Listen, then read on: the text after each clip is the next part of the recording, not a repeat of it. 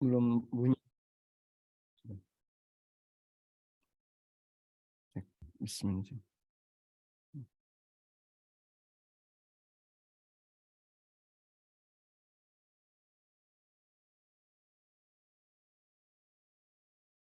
Bismillah.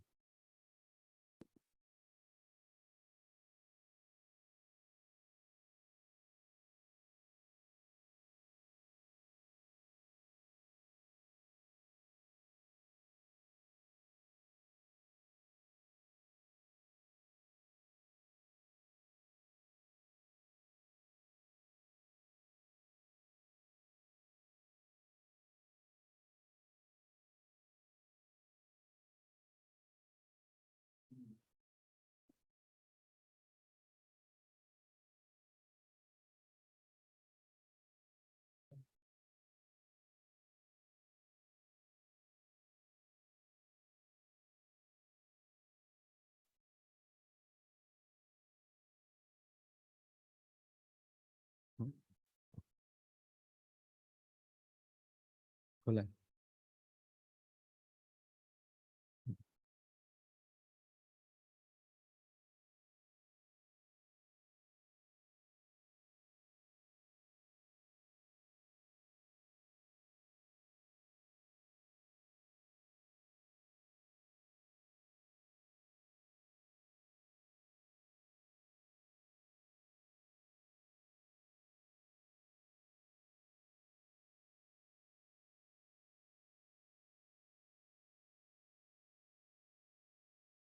Assalamualaikum warahmatullahi wabarakatuh.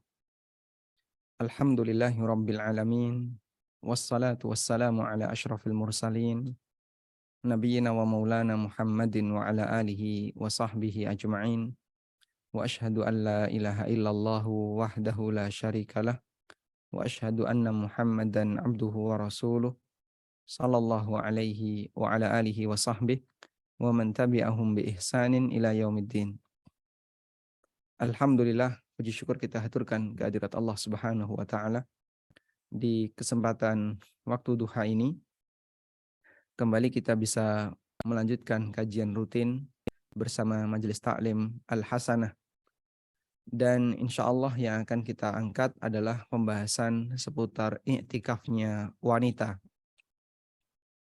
Bagaimana hukum i'tikafnya wanita dan apa syarat yang harus dipenuhi ketika wanita melakukan i'tikaf, serta apa hukumnya wanita i'tikaf di musola rumahnya. Pada kesempatan kali ini, insya Allah kami akan membacakan sebuah artikel berkaitan dengan i'tikafnya wanita yang ditulis oleh Syekh Khalid Abdul Mun'im Ar-Rifai.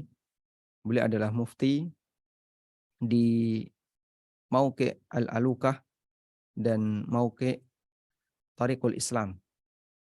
Dan alhamdulillah penjelasan beliau cukup mudah dalam memahami bagaimana i'tikaf bagi wanita. Baik. Dalam sebuah pertanyaan yang disampaikan kepada beliau, hafizahullah ta'ala, hal yajuzu lin nisa'i al-i'tikafu fil masjid? Bolehkah wanita itu i'tikaf di masjid? Kemudian jawaban yang beliau sampaikan sebagai berikut. Setelah beliau menyampaikan hamdalah dan salawat kepada Nabi SAW, kemudian beliau mengatakan, fa inna i'tikafan nisa'i fil masjid minal a'malil masyru'ah. I'tikaf wanita di masjid termasuk di antara amal yang disyariatkan. Amal disyariatkan jika bentuknya adalah amal ibadah, maka bisa maknanya dianjurkan atau maknanya diwajibkan. Disyariatkan jika bentuknya amal ibadah, maka ada dua kemungkinan hukum. Pertama diwajibkan, atau yang kedua adalah dianjurkan. Dan karena i'tikaf itu hukum asalnya tidak wajib, maka makna disyariatkan bagi i'tikaf artinya adalah dianjurkan. Jadi istilah disyariatkan. Jika berkaitan dengan urusan dunia, maka makna disyariatkan adalah dibolehkan. Misalnya ada pernyataan, akad ini disyariatkan. maksud kalimat akad ini disyariatkan, tentu saja kita tidak mengatakan dianjurkan apalagi diwajibkan. Sehingga ketika ulama membahas apa hukum akad salam, apa hukum akad istisna, apa hukum akad jual beli dan seterusnya. Mereka mengatakan akad ini disyariatkan. Nah, makna akad ini disyariatkan artinya adalah dibolehkan. Dalam arti dia legal secara syar'i. Legal secara syariat. Baik. Sedangkan dalam urusan agama, maka makna disyariatkan ada dua kemungkinan. Yang pertama bisa maknanya wajib, dan kemungkinan yang kedua maknanya sunnah, anjuran. Sehingga ketika kita bicara masalah ibadah, ibadah ini disyariatkan. Maka ada dua kemungkinan, ibadah itu bisa hukumnya wajib atau hukumnya sunnah. Baik. Dan di sini beliau mengatakan i'tikaf hukumnya disyariatkan bagi wanita berarti sifatnya anjuran. Wa dalilu alaihi ma rawahul Bukhari wa Muslim. Dalilnya adalah hadis yang diriwayatkan oleh Bukhari dan juga Muslim dari jalur Urwah dari Aisyah. Urwah Ibnu Zubair. Dengan Aisyah hubungannya adalah keponakan. Karena Urwah adiknya Abdullah merupakan anak dari Asma, dan Asma adalah saudara dari Aisyah, saudara sebapak. Karena ibunya Asma dengan ibunya Aisyah itu berbeda. Anna Nabiya sallallahu alaihi wasallam, kata Aisyah, Nabi sallallahu alaihi wasallam kana ya'takifu fil ashril awakhir min Ramadan. Beliau i'tikaf di 10 terakhir bulan Ramadan hatta tawaffahullah, sampai Allah wafatkan beliau. Tsumma i'takafa azwajuhu min ba'di. Kemudian para istri beliau beriktikaf setelah beliau sallallahu alaihi wasallam. Sampai Allah wafatkan Nabi sallallahu alaihi wasallam. Jadi hingga Ramadan yang terakhir yang dijumpai oleh Nabi sallallahu alaihi wasallam beliau iktikaf sampai beliau diwafatkan oleh Allah. Dan itu berarti Ramadan tahun 10 Hijriah. Karena Nabi sallallahu alaihi wasallam di tahun 11 Hijriah tidak menjumpai Ramadan, beliau meninggal pada bulan Rabiul Awal. Akhirnya artinya bagian awal dari tahun 11 Hijriah. Fadalla dzalika ala anna al-i'tikafa masyru'un lirrijali wan nisa. Maka hadis ini merupakan dalil i'tikaf itu dianjurkan baik bagi laki maupun perempuan. Wa anha aidan, dan juga diriwayatkan dari Aisyah radhiyallahu anha, beliau mengatakan, kana Rasulullah sallallahu alaihi wasallam idza arada ay ya'takifa shallal fajra thumma dakhala mu'takafahu. Nabi sallallahu alaihi wasallam ketika hendak i'tikaf, beliau salat subuh secara berjamaah. Lalu selesai salat subuh, beliau masuk ke ruangan tempat i'tikafnya. Wa annahu amara bi khibaihi faduriba. Dan beliau perintahkan untuk dibuatkan khiba, untuk dibuatkan bilik. Faduriba, lalu dibuatkanlah bilik. Aradal i'tikaf fil ashril awakhir min Ramadan, dan yang dimaksud di sini adalah i'tikaf di 10 terakhir Ramadan.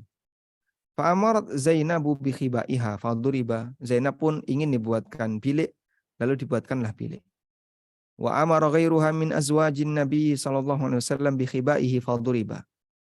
Dan para istri Nabi sallallahu alaihi wasallam juga menyuruh untuk dibuatkan bilik, akhirnya dibuatkanlah bilik.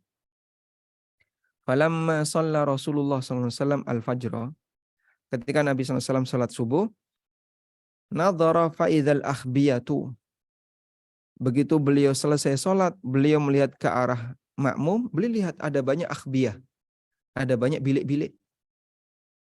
Faqala, lalu beliau mengatakan, bilik-bilik siapa ini? Ini bilik Zainab, ini bilik Aisyah, ini bilik siapa, ini bilik siapa? Faqala, kemudian Nabi sallallahu alaihi wasallam mengatakan, al-birru turidna? Apakah mereka menghendaki kebaikan? Fa'amara bi khibaihi faquwwida wa tarakal i'tikafa fi syahri Ramadan hatta takaffa fil ashril awal min Syawal. Kemudian Nabi SAW perintahkan agar biliknya dibongkar. Lalu beliau tidak iktikaf di bulan Ramadan itu. Kemudian beliau iktikaf di 10 pertama bulan Syawal. Dalam riwayat Bukhari, fasta'dhanathu Aisyatu fa'adzinalaha. Lalu Aisyah minta izin untuk iktikaf. Dan Nabi SAW mengizinkan. Wa sa'alat Hafsatu Aisyata an tasta'dzinalaha fafa'alat. Kemudian Hafsah minta kepada Aisyah, tolong mintakan izin untuk saya juga dari Rasulullah SAW. Fafa'alat, dan dilakukan oleh Aisyah. Sehingga ceritanya begini. Jadi iktikaf yang dilakukan oleh Nabi SAW itu beliau lakukan di bilik, di dalam bilik. Nah, bilik ini di dalam masjid. Iktikaf di bilik ini dilakukan di dalam masjid. Sehingga ada banyak bilik di dalam masjid. Masya Allah. Apa enggak mempersempit ruangan masjid? Seberapa sih luas Masjid Nabawi ketika itu? Masjid Nabawi di zaman Nabi SAW itu mengalami satu kali perluasan pasca peristiwa Khaybar. Dan luasnya menjadi kurang lebih 1000 meter. Ada raudhah yang ini luasnya sekitar 390 meter persegi. Sedangkan luas total masjid itu sekitar 1000 meter persegi. Jadi raudhah itu kurang lebih sepertiga dari masjid, bagian depan. Nah, Anda bisa bayangkan ya, masjid dengan luas 1000 meter persegi, kemudian ada bilik-bilik kecil, ada ashabus sufa yang bagian belakang. Ini cukup relevan untuk menceritakan ada bilik iktikaf Nabi SAW, karena luasnya cukup luas ya, 1000 meter persegi. Masjid Nabawi di zaman Nabi SAW. Baik. Nah, ceritanya para istri Nabi SAW, para istri Nabi minta izin kepada beliau untuk iktikaf. Aisyah minta izin, kemudian Hafsah minta izin, Zainab minta izin, dan semuanya diizinkan. Sudah? Lalu Nabi SAW salat subuh secara berjamaah. Kemudian setelah salat subuh secara berjamaah, sebelumnya beliau minta dibuatkan bilik. Akhirnya dibuatkan bilik. Kemudian beliau salat subuh secara berjamaah. Ternyata para istri beliau juga minta dibuatin bilik. Jadinya ada banyak bilik di dalam masjid itu.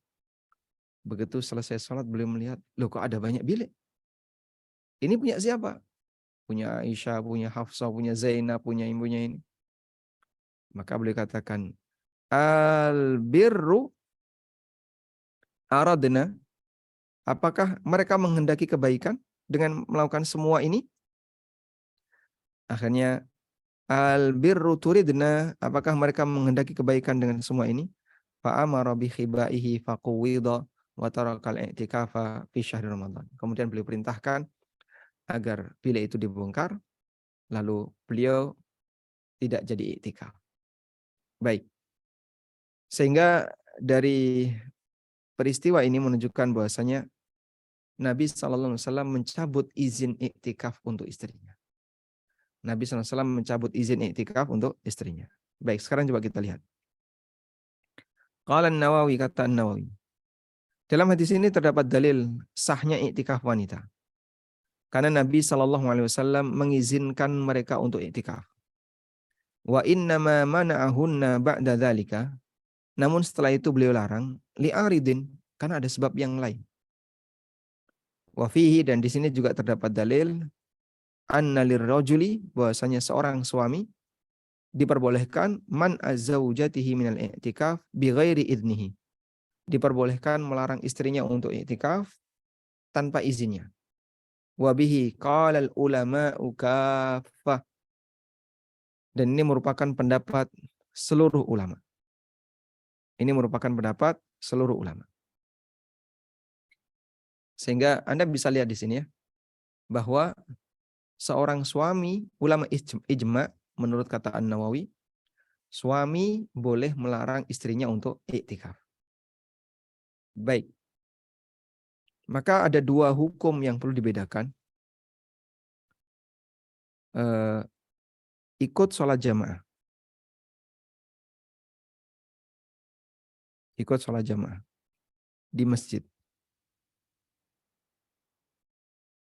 Ikut iktikaf di masjid.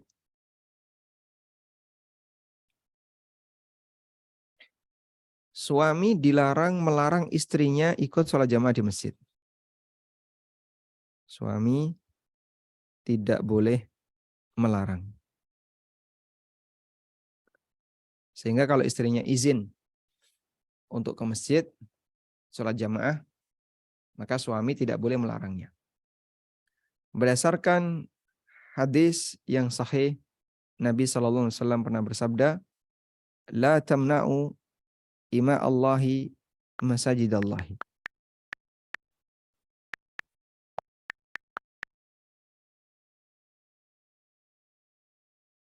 Rasulullah SAW pernah bersabda,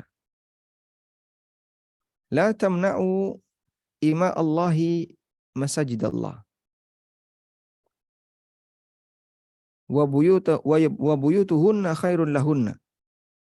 Wal yakhrujna tafilat. Dalam hadis dari Abu Hurairah radhiyallahu anhu, Rasulullah SAW mengatakan, La tamna'u ima Allah. Janganlah kalian melarang budak-budak perempuan Allah. Dan yang dimaksud adalah para wanita. Janganlah kalian melarang para wanita masajidallah untuk berjamaah di masjid Allah. Wa buyutuhunna khairul lahun. Meskipun rumah mereka itu lebih baik bagi mereka. Wal yakhrujna tafilatin. Dan kalau wanita itu keluar menuju masjid, dia harus keluar dalam kondisi tafilat. Kondisi tafilat itu artinya hambar. Tanpa rasa, tanpa aroma, tanpa wangi. Sehingga dia tidak boleh pakai parfum. Itu namanya tafilat. Maka Nabi SAW melarang para suami untuk melarang istrinya berangkat ke masjid. Dan hadis ini hadis yang sahih. Ya. Dinilai sahih oleh Syalbani rahimahullah. Nah, coba kita lihat syarah hadis.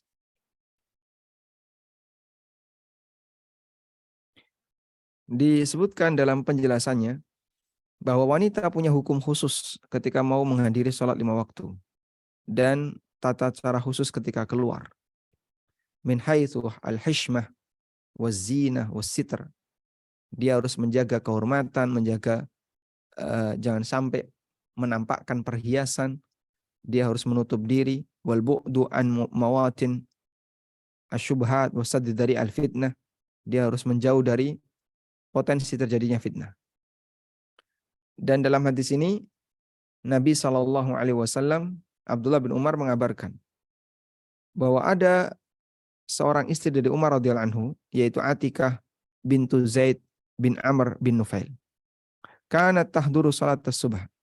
Beliau hadir dalam salat subuh dan salat isya secara berjamaah di masjid. Fadzukira laha karahiyatu Umar. Lalu disebutkan bahwasanya Umar enggak suka dengan suasana seperti ini. Li khurujin nisa'i fi hadzal waqt, karena wanita keluar di malam ini. Wa marji'u tilkal karah huwa ghiratuhu alaihin. Dan ternyata Umar enggak suka itu karena kecemburuan Umar yang tinggi. Fasa'alat an sababi tarkihi laha wa limadza lam yamna'ha. Kemudian beliau bertanya kepada Umar, kenapa Umar tidak melarangnya kalau emang enggak suka? Fa ukhbirat anna alladhi yamna'uhu min dzalika qauluhu sallallahu alaihi wasallam. Kemudian Umar memberitahu kepada istrinya ini, yaitu Atikah bintu Zaid bin Amr, diberitahu, tidak ada yang menghalangiku untuk melarang kamu berangkat ke masjid kecuali sabda Nabi SAW. La tamna'u ima Allahi masajidallah. Jangan kalian larang para wanita untuk menuju masjid Allah. Artinya wa'dzanu lahunna fi dzihabi ilal masajid lis-shalah aw li talabil ilmi wa nahwihi. Artinya izinkan mereka untuk berangkat menuju masjid baik untuk salat maupun untuk belajar. Sehingga subhanallah, meskipun Umar itu cemburunya tinggi, walakinnahu waqifun bid-dalil. Tapi beliau adalah orang yang berhenti disebabkan karena dalil. Mengambil sikap sesuai dengan dalil. Masya Allah. Sehingga saat beliau punya keinginan untuk melarang istrinya, itu pun ditahan. Karena teringat sabda Nabi SAW, La tamna'u ima Allah masajid Allah. Sehingga berkaitan dengan ikut sholat jamaah di masjid, maka para wanita tidak boleh dilarang. Berbeda dengan ikut iktikaf di masjid. Suami boleh melarang. Suami boleh melarang. Baik. Berarti kesempatan wanita untuk bisa iktikaf lebih kecil dong, Pak. Ya, kesempatannya jadi lebih kecil. Belum lagi ketika dia harus mengalami haid dan seterusnya. Tapi itu tidak mengurangi derajat dia. Karena sebab masuknya wanita ke dalam surga tidak diletakkan oleh Allah pada amal-amalan yang sifatnya lahiriah. Tapi lebih kepada amalan yang ada di dalam rumah. Nabi SAW mengatakan, "Idza shallatil mar'atu khamsaha wa shamat syahraha wa ahsanat farjaha wa ata'at ba'laha dakhalat al-jannata min ayyi babin sya'at." Ketika wanita itu menjaga salat 5 waktu, menjaga puasa Ramadan, menjaga kehormatannya, taat kepada suaminya, dia bisa masuk surga dari pintu manapun yang dia inginkan. Masya Allah. Berbeda dengan lelaki. Kalau lelaki gimana? Jihad. Dia harus keluar rumah. Kerja untuk mencukupi kebutuhan keluarganya. Sholat jamaah. Sholat Jumat. Dan aneka ibadah yang sifatnya lahiriah lainnya. Maka berbeda antara lelaki dengan perempuan dalam masalah ini. Baik, sekarang kita lanjutkan. Kemudian, wal yu'lam anna hunaka syartaini. Perlu dipahami bahwa ada 2 syarat yang paling prinsip untuk keabsahan iktikaf bagi wanita. Yaitu yang pertama, idznuz zauji wa muwafaqatuhu li jawazi i'tikafiz zaujah. Ada izin dari suami dan suami sepakat bolehnya iktikaf bagi istri. Sehingga ketika suami menyetujui, silahkan. Wa kadza ghairul mutazawwijah fala budda min muwafaqati waliha. Kalau wanita itu belum menikah, maka harus ada persetujuan dari walinya. Sehingga tidak boleh kemudian dia berangkat nyelonong, itu enggak boleh. Harus ada persetujuan. Kalau sudah menikah suaminya, kalau belum menikah adalah walinya. Wa yashhadu li hadza riwayatul hadits. Dan ini disebutkan, dalilnya adalah disebutkan dalam banyak riwayat hadis. Di antaranya adalah Hafsah minta izin kepada Aisyah antudraba khiba, untuk dibuatkan bilik. Dalam riwayat Al-Auza'i, fasta'dzanathu Aisyatu fa'adina laha. Aisyah minta izin kepada Nabi SAW, lalu Nabi mengizinkan. Wa as'alat Hafsatu Aisyata, lalu Hafsah minta kepada Aisyah antasta'dzina laha fafa'alat, untuk memintakan izin kepada Nabi SAW. Kemudian Aisyah pun melakukannya. Wa fi riwayatin, dalam riwayat yang lain, fasta'danat Aisyatu an ta'takifa fa'adina laha faduribat kubbatan fasami'at biha Hafsah faduribat kubbah. Aisyah minta izin untuk i'tikaf, lalu dikasih izin, kemudian dibuatkan bilik. Begitu didengar oleh Hafsah, beliau minta juga. Sehingga ketika itu jadinya para istri beliau ikut i'tikaf. Qala Al-Hafidh Ibnu Hajar, kata Al-Hafidh Ibnu Hajar dalam Fathul Bari. Qala Ibnul Mundhir wa ghairuhu, kata Ibnul Mundhir dan yang lainnya. fil hadithi anna al-mar'a la ta'takifu hatta tasta'dina zawjaha. Dalam hadis ini terdapat dalil bahwa wanita tidak boleh iktikaf sampai dapat izin dari suaminya. Wa annaha idza i'takafat bighairi idnihi kana lahu ay yukhrijaha. Dan kalau istri itu iktikaf tanpa izin suami, maka suami berhak untuk memaksa istrinya keluar dari masjid. Sudah? Sekarang bagaimana kalau sudah diizinkan, lalu dilarang? Misalnya malam pertama diizinkan, kamu mau iktikaf berapa hari? 5 hari. Baik, silahkan diizinkan. Sudah? Malam ketiga, tadi izinnya kan 5. Di malam ketiga suaminya sudah ngelarang. Udah pulang aja pulang. Saya cabut izinnya. Apakah boleh seperti itu? Di sini disebutkan. Wa in kana bi idnihi falahu ayyarji'a fayamna'uha. Dan kalaupun istri itu iktikaf dengan izin suami, suami tetap boleh untuk melarangnya dan minta dia pulang. Tapi ada pendapat yang lain.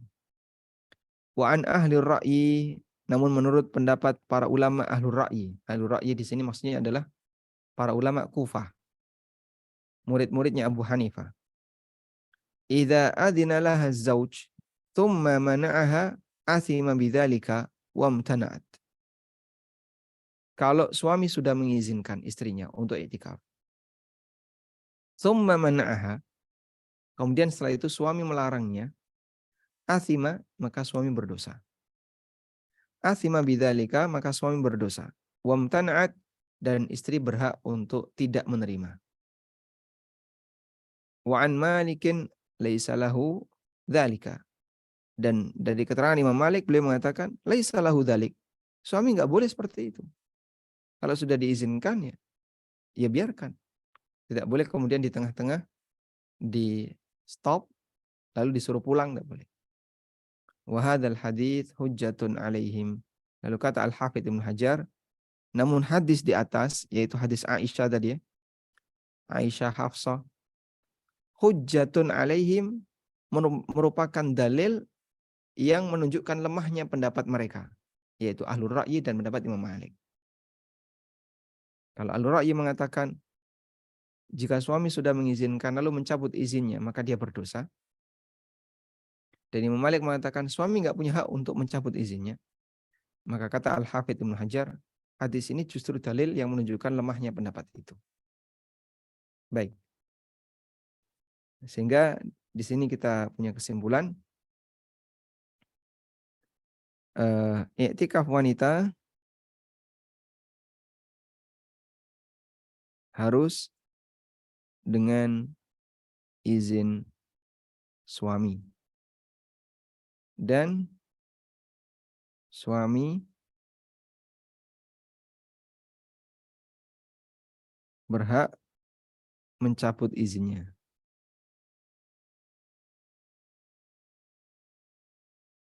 Nah, selanjutnya. Syarat yang kedua adalah amnul fitnah, aman dari potensi fitnah. Fala yasihhu i'tikaful mar'ati fi masjidin la yujadu fihi makanun khasun bin nisa. Aman dari potensi fitnah. Maksud potensi fitnah adalah interaksi dengan lawan jenis, ya, yang bisa menyebabkan lirik-lirikan, terus menyebabkan apa lagi? Kemudian menyebabkan saling memandang. Maka tidak boleh bagi wanita untuk iktikaf di masjid la yujadu fihi makanun khasun bin nisa, yang di situ tidak ada tempat khusus bagi wanita. Li'annaha hina idzin satakhtalitu birrijal. Karena ketika dia tetap nekat iktikaf, nanti dia ikhtilat dengan para lelaki. Wa hadza fihi mafasidu tunafil hikmah minal i'tikaf, dan ada banyak mafasid, ada banyak kerusakan, ada banyak potensi nggak baik yang itu bertentangan dengan hikmah i'tikaf. Jadi orang terganggu konsentrasinya. Sebab campur antara laki dan perempuan. Wa minal ma'lumi anna dar'al mafasid muqaddamun ala jalbil masalih. Dan seperti yang kita tahu bahwa mencegah potensi kerusakan itu lebih didahulukan daripada jalbul masalih, daripada mendapatkan kebaikan. Pengen pahala, tapi potensi dosanya besar, maka sebaiknya kedepankan dar'ul mafasid muqaddamun ala jalbil masalih. Hilangkan potensi dosa itu. Jadinya nggak dilakukan. Sehingga kesempatan dapat pahalanya memang hilang. Cuman ini dalam rangka untuk menghindari potensi dosa. Wallahu a'lam. Baik, selanjutnya wala yushtaratu li sihhati i'tikafil mar'ah ay yakuna fi masjidin tuqamu fihi al-jum'ah wal jamaah. Tidak disyaratkan untuk syarat sah untuk keabsahan i'tikaf wanita harus dilakukan di masjid yang di situ ada Jumatan dan sholat jamaah. Li'annahuma laysata wajibataini 'alal mar'ah, karena dua hal ini yaitu Jumatan dan sholat jamaah tidak wajib bagi wanita. Sehingga misalnya dia i'tikaf di sebuah musola. Musola yang kecil di dekat rumahnya. Dan di situ Pak, tidak ada orang sholat jamaah. Jarang orang sholat jamaah di situ. Maka sah selama itu adalah musola yang bisa diakses oleh siapapun, artinya memang tempat khusus untuk ibadah bagi kaum muslimin. Qala Ibnu Qudamah, kata Ibnu Qudamah, walil mar'ati an ta'takifa fi kulli masjidin. Wanita boleh i'tikaf di semua masjid. Wala yustaratu iqamatul jama'ati fihi, dan tidak disyaratkan harus ada salat jamaah di sana. Li'annaha ghairu wajibatin 'alaiha. Karena jamaah itu tidak wajib bagi wanita. Kata Ibnu Qudamah. Wa bihi qala Asy-Syafi'i wa laysa al-i'tikafu fi baitiha. Dan ini merupakan pendapat Imam Syafi'i. Jadi menurut keterangan Ibnu Qudamah, dalam pendapatnya Imam Syafi'i, wanita boleh i'tikaf di masjid yang di situ tidak ada salat jamaah. Namun walaysa lahal i'tikafu fi baitiha. Wanita tidak boleh i'tikaf di rumahnya. Wa qala Abu Hanifah was-Tsauri, kata Abu Hanifah was-Tsauri, laha al-i'tikafu fi masjidi baitiha. Wanita boleh i'tikaf di masjid rumahnya. Dan yang dimaksud masjid baitiha, masjid rumahnya adalah musola di dalam rumah. Itu pendapat Abu Hanifah dan pendapat Sufyan ats-Tsauri. Wa huwal makanul ladzi ja'alathu lis-salati minhu, yaitu tempat khusus yang digunakan untuk salat di dalam rumah. Wa i'tikafuha fihi afdal. Bahkan kata Abu Hanifah dan Sufyan ats-Tsauri, i'tikaf di dalam rumah, di musala dalam rumah itu lebih afdal. Li'anna salataha fihi afdal, karena salatnya wanita di dalam rumah itu lebih afdal. Lalu dibantah oleh Ibnu Qudamah rahimahullah, kata beliau, qala Ibnu Qudamah, kata Ibnu Qudamah, walana, tapi kita punya dalil. Apa itu? Wa antum akifuna fil masajid. Ketika kalian i'tikaf di masjid, maka disyaratkan i'tikaf harus dilakukan di masjid.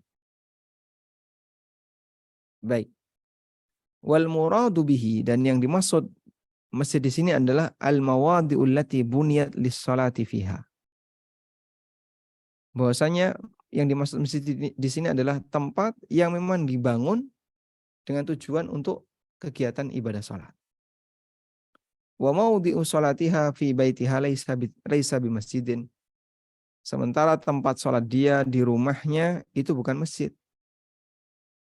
Li'annahu lam yubna lis-salati fihi. Karena rumah itu dibangun bukan untuk salat, tapi untuk kegiatan rumah. Dan tempat itu dibangun mungkin saja direnovasi. Sehingga misalnya di sini musola, rumah. Terus tahun depan renovasi, bongkar, pindah sana. Bongkar lagi, pindah sini. bongkar lagi, akhirnya nggak jadi, nggak punya musola. Terus adanya toilet misalnya. Dan itu sah-sah saja, karena memang hukumnya dia bukan masjid. Tapi ini kok disebut sebagai Masjidul Bait. Kemudian dijelaskan, wa in sumya masjidan kana majazan. Kalaupun musola di dalam rumah itu disebut masjid, yaitu penyebutan majaz, penggunaan istilah majaz. Fala yathbut lahu ahkamul masajid al-hakikiyah, sehingga tidak berlaku hukum masjid secara hakiki. Berdasarkan sebagaimana sabda Nabi SAW, ju'ilat li al-ardu masjidah. Dijadikan untukku seluruh permukaan bumi ini bisa jadi masjid. Dan itu kekhususan yang diberikan oleh Allah kepada nabinya sallallahu alaihi wasallam. Lalu kata beliau, wa li'anna azwajan nabi sallallahu alaihi wasallam ista'dzanahu fil i'tikafi fil masjid. Selain itu, para istri Nabi sallallahu alaihi wasallam itu minta izin kepada beliau untuk i'tikaf di masjid. Kemudian diizinkan. Falau lam yakun mawdi'an li'tikafihinna lama adinna fihi. Kalau kemudian masjid itu bukan syarat untuk i'tikaf, tentu lama adina fihi, tentu Nabi SAW tidak akan memberikan izin. Walau kana al-i'tikafu fi ghairi afdal ladallahunna alaih. Kalau i'tikaf di selain masjid jamaah itu lebih afdal, maka tentu Nabi SAW akan menunjukkan. Jadi misalnya begini, i'tikaf di rumah lebih afdal. Tentu Nabi SAW akan memberitahu, sebaiknya kamu i'tikaf di rumah. Itu lebih afdal.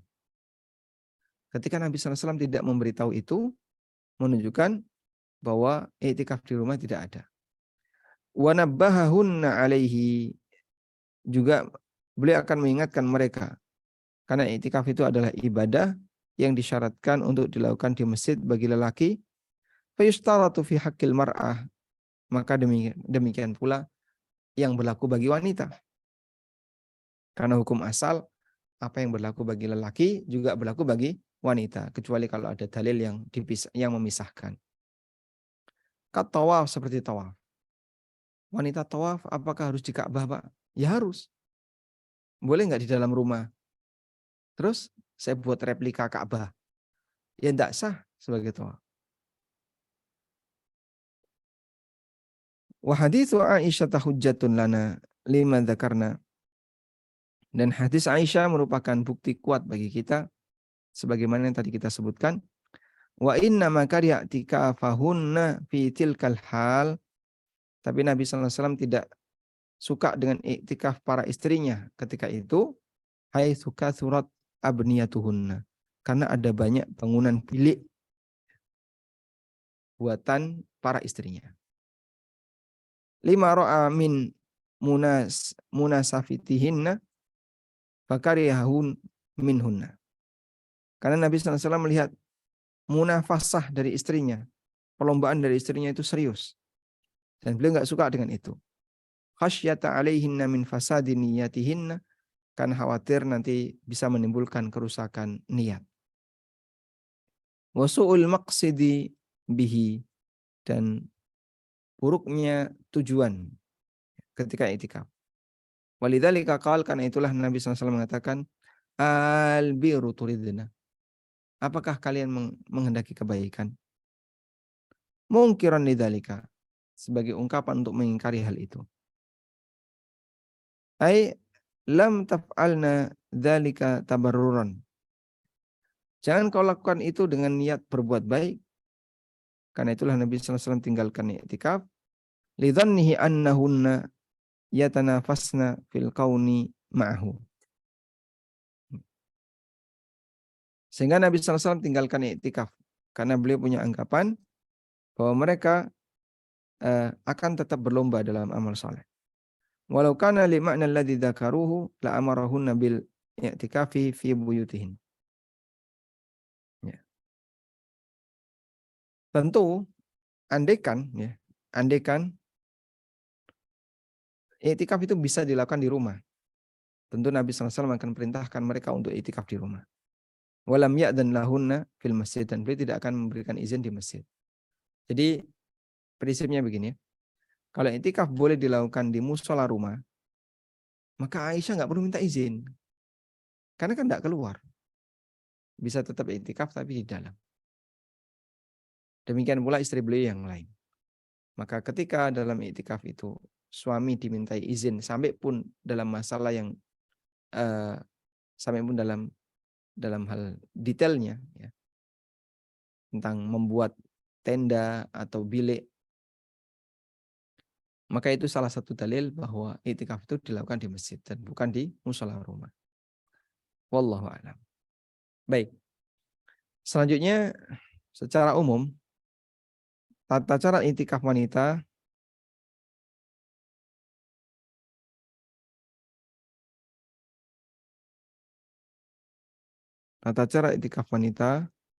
sama sebagaimana lelaki.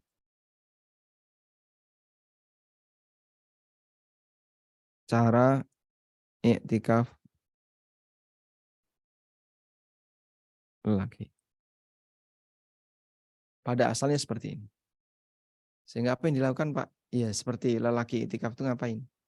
Sholat, baca Quran, zikir, doa. Anda boleh bawa buku, lalu bawa buku, dibaca bukunya di masjid ketika i'tikaf. Semua itu boleh dilakukan. Wallahu a'lam. Baik. Mungkin demikian yang bisa kita sampaikan. Dan di sini sudah selesai keterangan dari Ibnu Qudamah. Semoga apa yang kita sampaikan ini bermanfaat. Wassallallahu ala nabiyyina Muhammadin wa ala alihi wa sahbihi wasallam. Apakah suara saya terdengar, Ustaz? Jelas. Baik. Bismillah, izin membacakan pertanyaan, Ustaz. Nah. Bismillah, Assalamualaikum warahmatullahi wabarakatuh. Waalaikumsalam warahmatullahi wabarakatuh. Jika kondisi sedang tidak tinggal dengan orang tua, apakah juga harus izin untuk i'tikaf, Ustaz? Mungkin ini ummahatnya belum menikah, Ustaz. Jazakumullah khairan. Jika belum menikah, maka izin kepada wali. Kalau walinya jauh gimana? Sama sebagaimana ketika suaminya jauh. Misalnya ibu-ibu yang berada di Jogja atau di Indonesia, suaminya kerja di luar negeri atau kerja offshore di job site ya, di daerah tambang. Atau intinya dia dengan suaminya terpisah. Lalu istrinya mau i'tikaf. Perlu minta izin enggak? Perlu. Tapi kan suami saya jauh. Dikasih izin nggak dikasih izin sama saja juga. Di rumah nggak ada orangnya, ya tetap harus minta izin. Meskipun suaminya tidak ada di tempat. Sebagai bentuk penghormatannya, penghargaan kepada suaminya, dia harus minta izin. Hal yang sama juga berlaku ketika walinya tidak ada di tempat. Bapak ibu jauh di sana. Ya kamu harus tetap minta izin. Karena mereka itu bertanggung jawab atas keselamatan bagi orang-orang yang dia awasi. Putrinya, anaknya ya. Kemudian kalau suami, istrinya, dan seterusnya. Wallahu a'lam. Jazakumullah khairan, Ustaz, atas jawabannya. Izin membacakan pertanyaan berikutnya. Boleh di luar tema, Ustaz? Silakan. Baik, bismillah. Semoga Ustadz, tim Hasanah, dan kaum muslimin dicintai oleh Allah Subhanahu wa taala. Amin, Allahumma amin. Ustadz izin bertanya, jika ibu tiri saya sedang sakit stroke dan hanya berbaring di tempat tidur. Ayah saya merasa sendiri, berat, dan ingin saya menemaninya di Kalimantan. Saya merasa rugi kalau saya harus safar di akhir-akhir Ramadan ini, Ustadz. Cuma kalau mudik ke Kalimantannya pas Lebaran, waktu bertemu ayah hanya 1 minggu. Selain merasa berat karena tidak ingin safar saat detik-detik akhir Ramadan, saya juga malas karena saya tidak mau mengurusi ibu tiri saya karena, mohon maaf, BAB juga di tempat tidur. Apalagi kalau ingat perlakuannya dulu terhadap kami yang tidak sayang kepada kami. Apakah saya berdosa, Ustaz, tidak memenuhi permintaan ayah untuk kami pulang ke rumahnya? Masya Allah. Baik. Kalau beliau belum menikah, maka ketaatan itu pada orang tuanya. Sehingga ketika bapaknya meminta sesuatu, ya seharusnya ditaati. Tapi kalau rasanya berat hati dengan suasana yang ada, mungkin bisa disarankan begini, bagaimana kalau bapak mencari pembantu dan nanti untuk biayanya urunan atau Anda ikut ikut ikut bantu biayanya. Sehingga nanti pembantu itu yang bertugas membersihkan atau ngurusi ibu tiri yang sedang sakit tadi. Sehingga ketika Anda merasa keberatan, nggak pengen bersinggungan dengan ibu tiri, mungkin bagian ini yang bisa dilakukan. Wallahu a'lam. Jadi dikasih penawaran dulu, bisa nggak kalau kami datangkan pembantu saja, tapi anaknya nggak bisa pulang misalnya. Kalau bapaknya bersedia seperti itu, ya alhamdulillah. Wallahu a'lam. Jazakumullah khairan Ustadz atas jawabannya. Bismillah. Assalamualaikum warahmatullahi wabarakatuh. Apakah wanita haid dilarang untuk itikaf Ustadz? Jazakumullah khairan. Apakah wanita haid kenapa? Apakah wanita haid dilarang untuk iktikaf? Dilarang. Waalaikumsalam warahmatullahi wabarakatuh. Jawabannya betul. Jadi wanita haid tidak boleh iktikaf di masjid. Sehingga ketika wanita haid iktikaf, maka iktikafnya batal. Dan dia nggak boleh berlama-lama di masjid. Coba kita lihat di sini.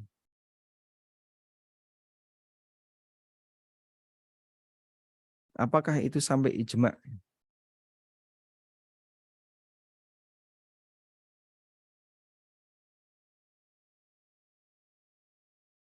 Nah, ini jadi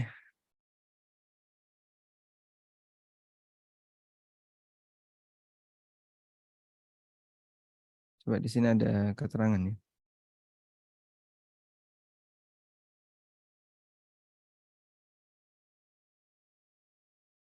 Idza takafatil mar'atu fil masjid thumma hadat.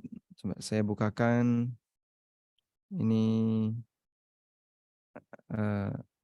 fatwa Islam.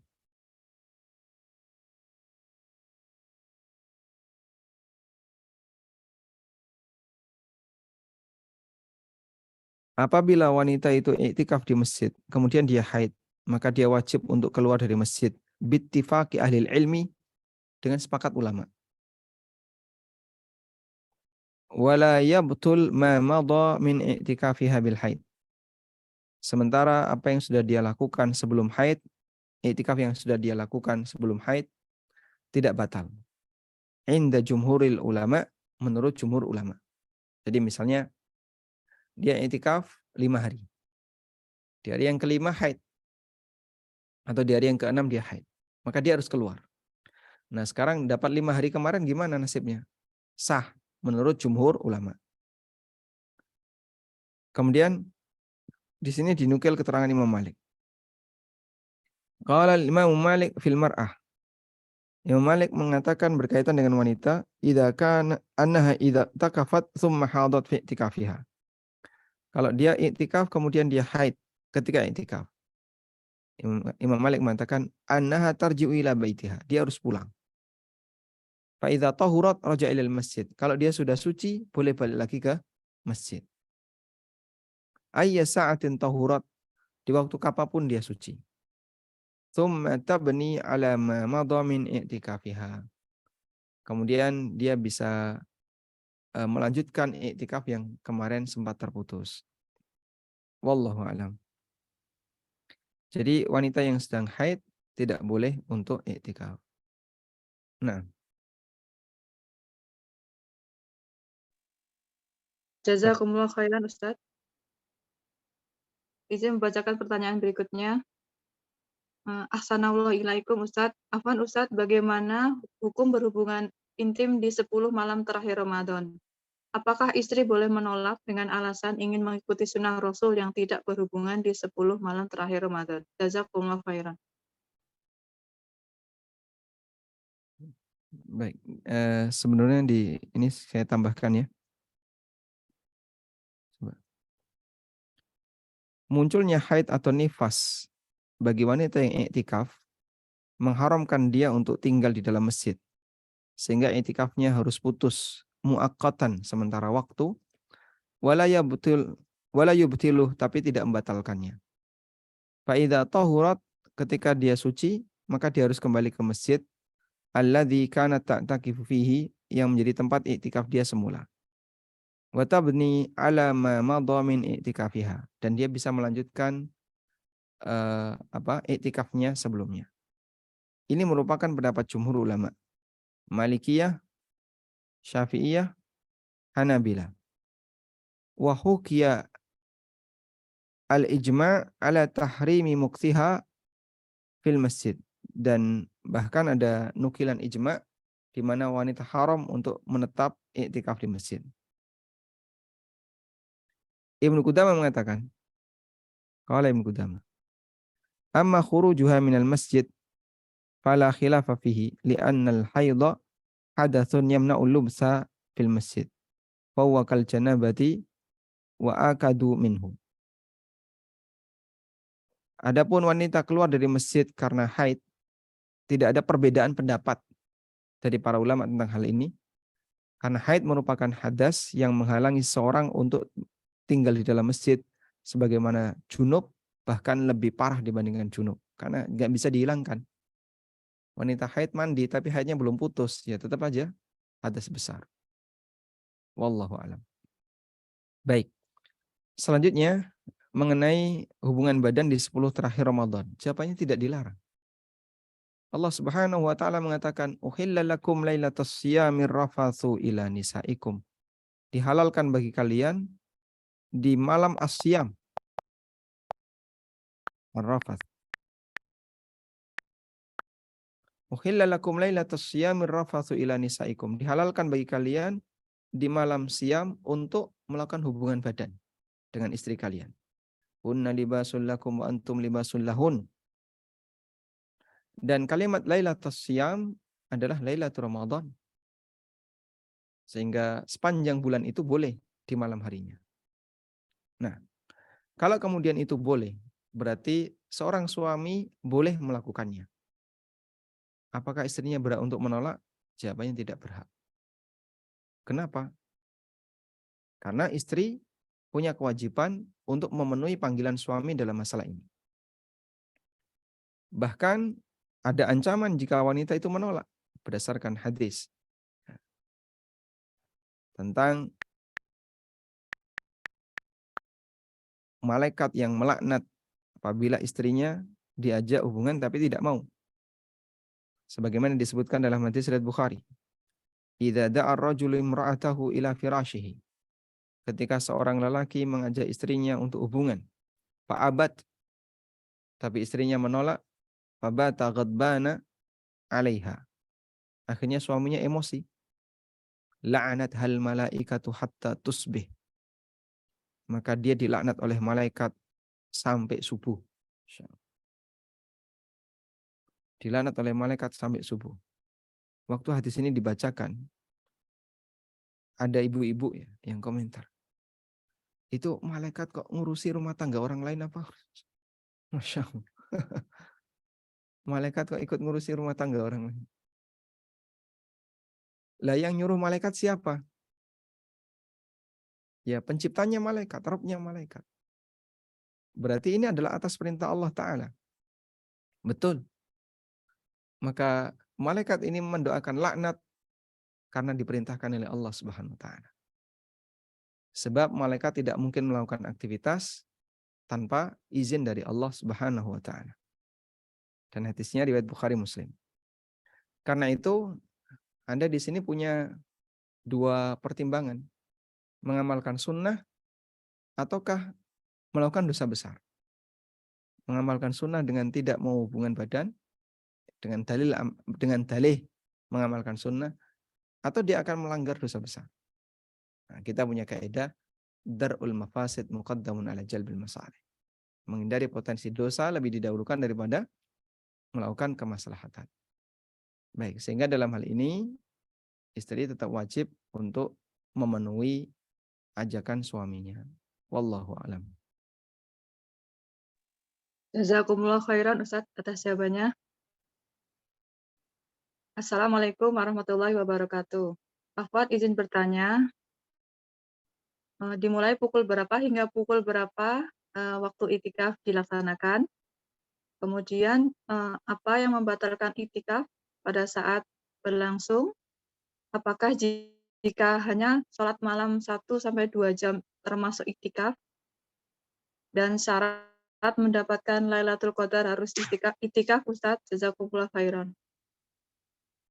Waalaikumsalam warahmatullahi wabarakatuh. Iktikaf dimulai dari jam berapa sampai jam berapa? Ulama beda pendapat berkaitan dengan batas minimal waktu iktikaf. Saya ulang ya. Ulama beda pendapat terkait batas minimal waktu iktikaf. Pendapat pertama mengatakan minimal iktikaf itu sehari semalam. Kalau kurang dari itu nggak disebut iktikaf. Harus 24 jam. Ada yang mengatakan iktikaf itu minimal semalam saja. Nah, kalau semalam berarti maghrib sampai subuh harus penuh. Ada yang mengatakan iktikaf itu minimal sesiang saja, karena dia harus puasa.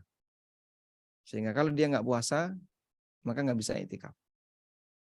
Dan ada yang mengatakan iktikaf itu boleh sesaat, lahdzah. Sah walaupun sesaat. Nah, ukuran sesaat itu berapa?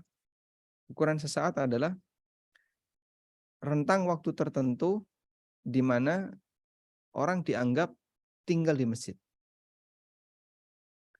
Selama rentang waktu tertentu di mana orang sah untuk disebut tinggal di dalam masjid. Sehingga misalnya dia berdiam selama rentang 1 jam. Kira-kira 1 jam itu bisa nggak disebut tinggal di dalam masjid? Bapaknya lagi di masjid. Ditunggu boleh nggak? Ya jangan ditunggu, itu lama itu. Kalau yang pendek-pendek kan ditunggu bisa. Bapak lagi di masjid. Ditunggu bisa? Bisa, sebentar lagi paling pulang. Karena sholat jamaah saja. Nah yang kayak gini nggak bisa disebut iktikaf. Karena cuma sebentar. Tapi kalau beliau lagi iktikaf di masjid, nah itu jangan ditunggu. Lagi iktikaf kok ditunggu. Anda datangi, samperin ke masjid. Ya, kurang lebih seperti itulah batasannya. Sehingga dikembalikan kepada urf yang berlaku di masyarakat berkaitan dengan batasan minimal di mana orang berada di situ disebut tinggal di masjid. Wallahu a'lam. Karena itu 2 jam bisa nggak Pak? Insya Allah bisa. Jika kita mengambil pendapat yang mengatakan iktikaf boleh sesaat untuk ukuran di mana orang bisa disebut tinggal di dalam masjid. Wallahu a'lam. Dan apakah Dan syarat mengenai pembatal iktikaf mendapatkan ya. Lailatul Qadar? Pembatal iktikaf yang pertama hubungan badan. Itu batal iktikafnya. Sehingga orang pulang terus hubungan badan, ya udah putus iktikafnya. Batal. Yang kedua keluar tanpa kebutuhan. Iktikaf tapi tetek ning jaba masjid ngerokok misalnya. Dia di luar masjid terus ngerokok dulu. Pak, kok keluar kenapa? Saya mau ngerokok ya Mas, gak enak kalau di dalam masjid. Pakai AC masjidnya. Pakai AC kan dilarang merokok. Akhirnya dia keluar ngerokok. Habis 1 rokok balik lagi ke masjid. Batal itu iktikafnya. Sehingga keluar tanpa kebutuhan batal iktikaf. Kemudian hubungan badan batal iktikaf. Yang ketiga, mengalami hadas besar, itu batal iktikaf. Baik junub maupun haid batal iktikaf. Sehingga dalam hal ini dia harus keluar dulu untuk beresin hadas besarnya, lalu kalau junub kan bisa langsung mandi terus balik nyambung iktikafnya. Sehingga iktikaf yang sebelumnya nggak hilang, tapi di skip jadinya. Jadi ibaratnya kalau kaset itu seperti di pause. Pause, kamu selesaikan junubmu dulu. Begitu dia selesai junub, udah suci dari hadas besar, balik lagi ke masjid, play lagi, jalan. Sehingga perjalanan iktikaf putus sesaat karena junubnya tadi. Wallahu a'lam.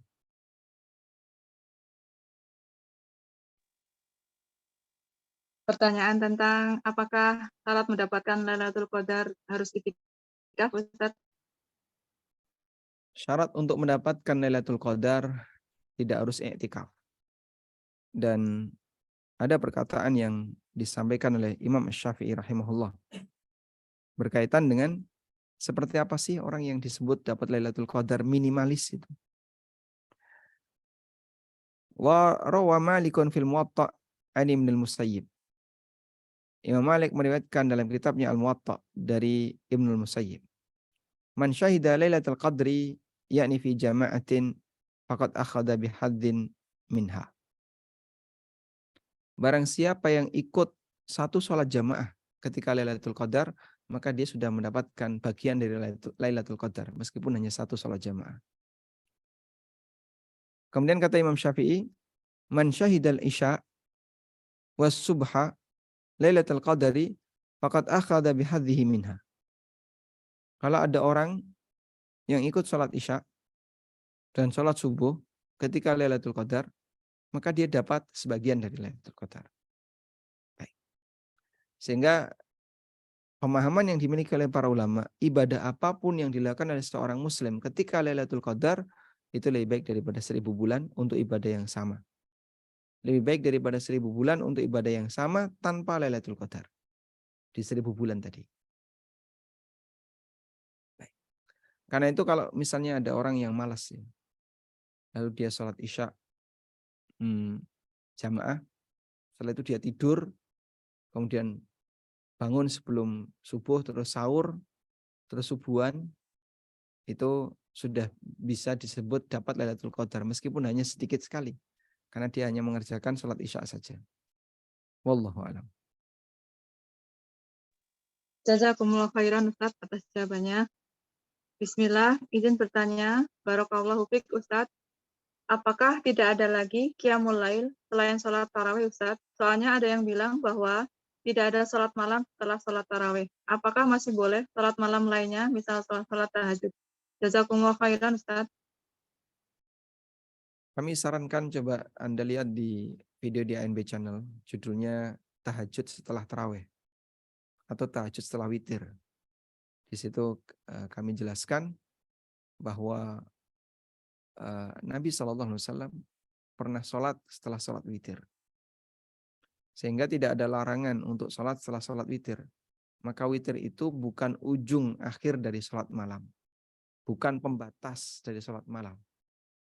Karena itu kalau ada orang yang witir di awal malam, nanti dia boleh witir lagi ketika dia tahajud. Wallahu a'lam. Jazakumullah khairan, Ustaz. Assalamualaikum warahmatullahi wabarakatuh. Izin bertanya, Ustaz. Assalamualaikum. Apabila wanita tidak mempunyai suami atau sudah meninggal dan tidak ada orang tua, bagaimana dengan itikafnya, Ustaz? Jazakumullah khairan. Ini kan sah. Kalau tidak ada yang harus dimintai izin, nggak ada wali sama sekali ya, maka dia tidak perlu minta izin kepada siapapun. Tapi ada wali paman misalnya, orang tuanya sudah meninggal tapi ada paman, ada kakek atau siapa sebagai ganti dari bapaknya, maka dia minta izin kepada walinya tersebut. Wallahu a'lam. Jazakumullah khairan, Ustaz. Assalamualaikum warahmatullahi wabarakatuh. Izin bertanya, Ustaz, bagaimana cara wanita haid melakukan ibadah di 10 hari Ramadan terakhir? Dan bagaimana cara saya mendoakan ibu saya yang baru saja meninggal, tetapi karena haid, jadi saya tidak bisa tilawah membaca Al-Quran, Ustaz. Jazakumullah khairan. Wanita haid itu tidak dilarang untuk ibadah. Wanita haid hanya dilarang untuk melakukan sebagian dari ibadah. Sebentar, ini ada masuk iklan ini. Nah, ini hukum tahajud setelah witir di ANB Channel ya. Masuk nggak tadi? Belum share screen.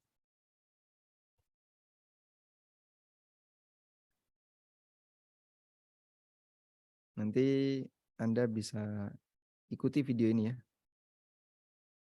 Jadi judulnya hukum tahajud setelah witir. Nah, sekarang kita kembali ke tadi.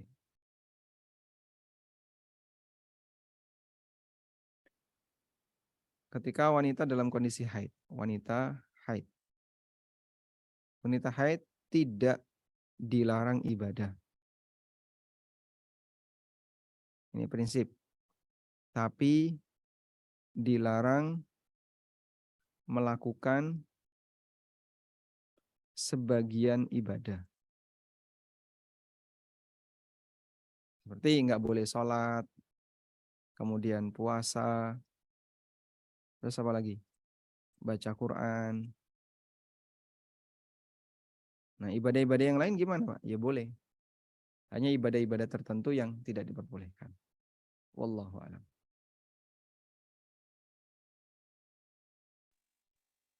Baik Ustadz, jazakumullah khairan Ustadz. Izin bertanya Ustadz. Assalamualaikum warahmatullahi wabarakatuh. Ahsanallahu ilaikum Ustadz. Bagaimana dengan menjaga silaturahmi?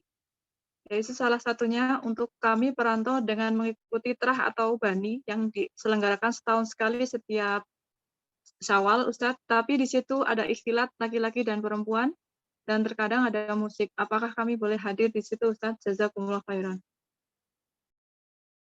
Ya, Anda boleh hadir dalam rangka untuk nyambung silaturahmi, tapi diminimalisir peluang maksiatnya. Caranya gimana, Pak? Ya mungkin hadir di akhir waktu sehingga datangnya telat. Yang penting pokoknya ketemu, bisa salaman dengan aneka keluarga yang ada di situ. Insya Allah sudah cukup. Sehingga tidak perlu berlama-lama. Yang penting kira-kira masih bisa disebut nyambung silaturahmi.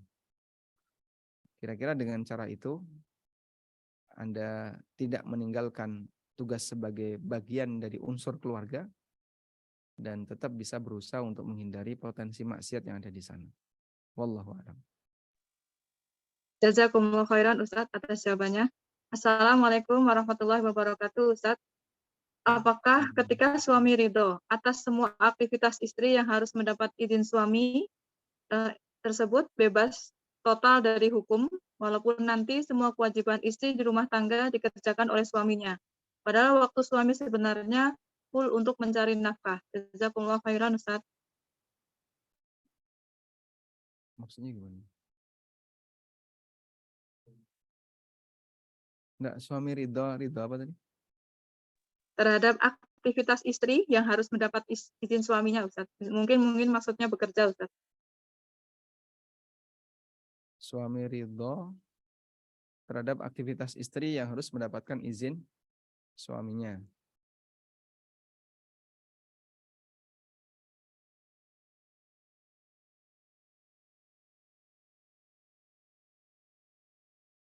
Sebentar.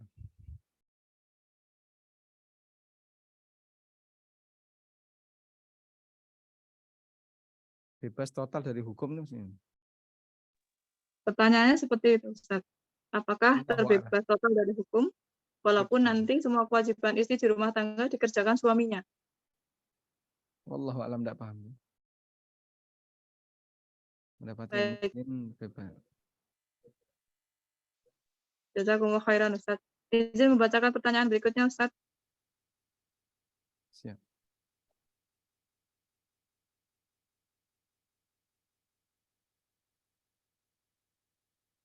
Izin bertanya, Ustaz. Assalamualaikum warahmatullahi wabarakatuh. Saya Ikhwan, saya berencana mudik safar pada hari Jumat.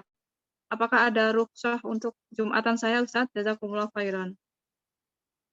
Nah, musafir termasuk di antara yang tidak wajib Jumatan. Sehingga musafir boleh tidak Jumatan. Meskipun Jumatan jauh lebih baik. Karena sholat yang terbaik adalah sholat Jumat. Sholat wajib yang terbaik, sholat Jumat. Karena itu ketika musafir dan tidak memungkinkan Jumatan, Anda punya rukhsah untuk tidak Jumatan. Wallahu a'lam. Jazakumullah khairan Ustaz atas jawabannya. Izin membacakan pertanyaan berikutnya. Assalamualaikum warahmatullahi wabarakatuh. Izin bertanya Ustaz, di masjid-masjid ada yang mengadakan sholat tasbih di malam Lailatul Qadar. Bagaimanakah hukumnya untuk sholat tasbih Ustaz? Jazakumullah khairan. Dari mana dia bisa memastikan kalau itu Lailatul Qadar. Sehingga dia sholat tasbih di malam itu. Kalau dia nggak bisa memastikan kan, dia ya jadinya menebak-nebak sesuatu yang nggak pasti. Karena Lailatul Qadar yang jelas ada di salah satu malam bulan Ramadan. Menurut sebagian pendapat, dan ada yang mengatakan ada di salah satu malam 10 terakhir Ramadan. Jadi lebih sempit lagi. Nah, ketika kita tidak tahu, maka tidak mungkin kita bisa memastikan seperti itu. Sehingga dalam hal ini, salat tasbih di Lailatul Qadar, padahal kita tidak tahu apakah itu Lailatul Qadar dan tidak, nanti jadinya harus tiap hari salat tasbihnya. Karena hari ini kita tidak tahu, hari besok kita tidak tahu. Tapi pada prinsipnya begini, perbanyaklah amal di semua malam Ramadan, semampu yang bisa kita lakukan, dan tidak ada amal khusus, tidak ada amal tertentu yang bisa dilakukan selain sholat, kemudian baca Quran, dzikir, doa, dan seterusnya. Sebisanya. Maka Anda tidak perlu untuk tidak harus sholat tasbih. Apalagi menurut pendapat yang mengatakan sholat tasbih itu hadisnya dhaif. Maka tidak perlu melaksanakan sholat tasbih. Dan sholat tasbih itu bukan amal rutin yang dilakukan harian. Karena itu, jika orang mau melaksanakan atau mengisi waktu malamnya dengan ibadah, ya perbanyak saja dengan ibadah-ibadah yang lain. Tidak harus dikhususkan dengan sholat tasbih. Karena sholat tasbih itu lama. Wallahu a'lam. Izin membacakan pertanyaan berikutnya. Jazakumullah khairan Ustaz atas jawabannya. Bismillah, Ustadz, jika meniatkan itikaf 10 hari, namun karena suami bekerja di luar kota, kemudian saat Sabtu dan Ahad, suami meminta untuk di rumah, dan kemudian dilanjutkan lagi itikafnya di sisa hari. Apakah itikafnya batal, dan apakah diharuskan memperbaharui niat itikafnya, Ustadz? Jazakumullah khairan. Jadi dia pulang beberapa hari, terus nanti nyambung lagi atau gimana? Untuk Sabtu dan Ahad, mungkin suaminya pulang, Ustadz. Nah, ketika suaminya mengizinkan, kemudian cabut izinnya kan boleh tadi. Maka dalam posisi itu, istri harus pulang sesuai dengan perintah dari suaminya. Sehingga dalam hal ini nanti itikafnya ya batal. Karena sudah tidak diberi izin. Nah, kemudian kalau suaminya mengizinkan lagi, dia bisa nyambung lagi dengan iktikaf di hari berikutnya. Wallahu a'lam. Sepertinya sudah cukup, Ustadz. Jazakumullah khairan. Barakallahu fiik. Baik, demikian yang bisa kita bahas. Semoga bermanfaat. Wassallallahu ala nabiyyina Muhammadin wa ala alihi wa sahbihi wasallam. Wa akhiru da'wana anil hamdulillahi rabbil alamin. Subhanakallahumma wa bihamdika. Asyhadu an la ilaha illa anta astaghfiruka wa atubu ilaik. Wassalamualaikum warahmatullahi wabarakatuh.